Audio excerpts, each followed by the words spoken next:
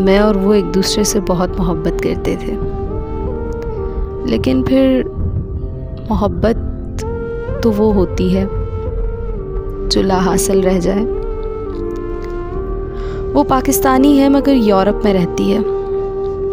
हम दिन रात वीडियो कॉल पर बातें करते रहते हैं।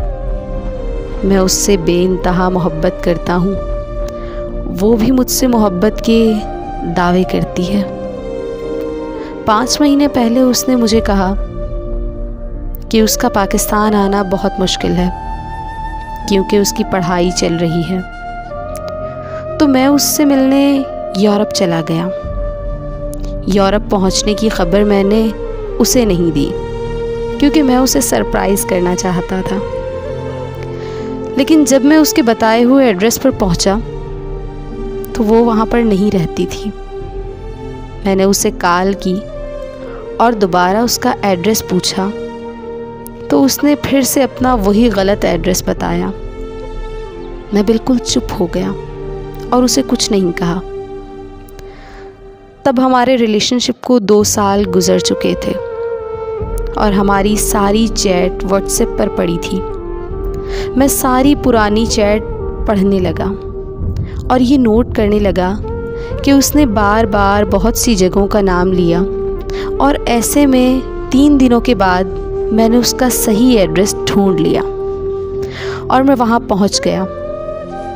तो उसके बारे में जानकर मुझे बहुत ज़्यादा तकलीफ़ हुई। उसने मुझे अपने बारे में सब झूठ बताया था। वो मुझसे शादी करना ही नहीं चाहती थी क्योंकि वो पहले से ही किसी के निकाह में थी। मैंने उसे बहुत करीब से देखा मगर उसका सामना नहीं कर पाया और अगले दिन मैं वापस पाकिस्तान आ गया। मैं आज भी उससे बेइंतहा मोहब्बत करता हूँ।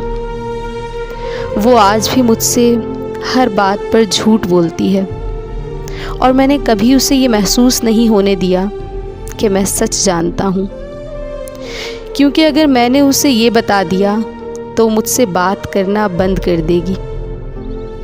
वो मुझे धोखा दे रही है और मैं धोखा खा रहा हूँ क्योंकि मैं उससे इतनी मोहब्बत करता हूँ कि उसके छोड़ जाने का सोचकर मेरी आंखें नम हो जाती हैं, मेरे जिस्म से जान निकलने लगती है।